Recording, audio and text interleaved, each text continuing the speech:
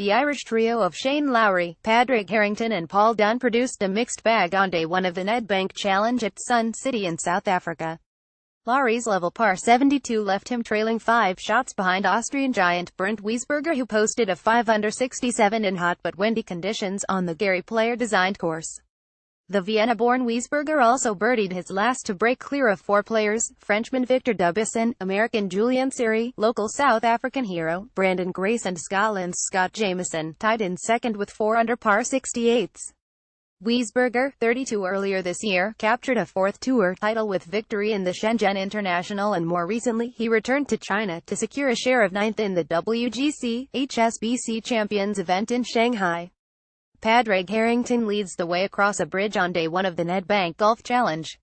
"I played well in Shanghai and it was conditions that I kind of prefer, but then last week in Turkey I couldn't quite keep up with the pace," he said. "Last week was a course where you need to make a lot more birdies and I didn't quite do that last week, so it got a bit frustrating. I just tried to clear my mind and was ready to go this week.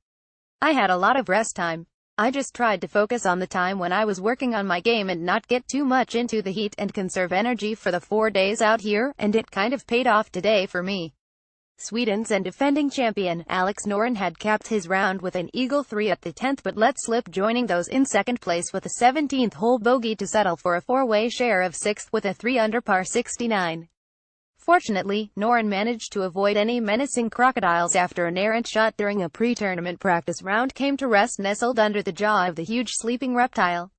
Lowry teed up buoyed by last week's Turkish Airlines showing, and despite letting slip victory to finish 6th, the Clare golfer was clearly expecting similar good tidings in South Africa. Lowry, however, found himself backpedaling when he doubled his second hole and dropped a shot at his 4th. He birdied his 5th but gave back on his 8th to make the turn into over par. He then got back to level par with birdies at his 11th and 14th holes before a 3rd bogey at his 15th ahead of a closing birdie for his 72. It handed Lowry a 7-way share of 32nd place. Harrington and Dunne, and each with 2 over par 74s, also struggled early, with Harrington, who had birdied the first 2 over after 6 holes no thanks to bogeys at 2 and 3 and then doubling the 6th. Harrington, coming off a superb 4th place in Turkey, then completed his closing dozen holes in 1 under. Dunne was off to a horror start in his first Nedbank Challenge, reluctantly banking 3 straight unwanted bogeys to be 3 over after as many holes. The reigning British Masters champ then grouped with 6 straight pars and completing his back 9 in 1 under for a similar 74. The second round redraw sees Harrington and Dunne out in the same grouping. Meantime, Seamus Power was left brewing a penultimate hole double bogey on day one of the PGA Tour's Mayakoba Classic in Mexico.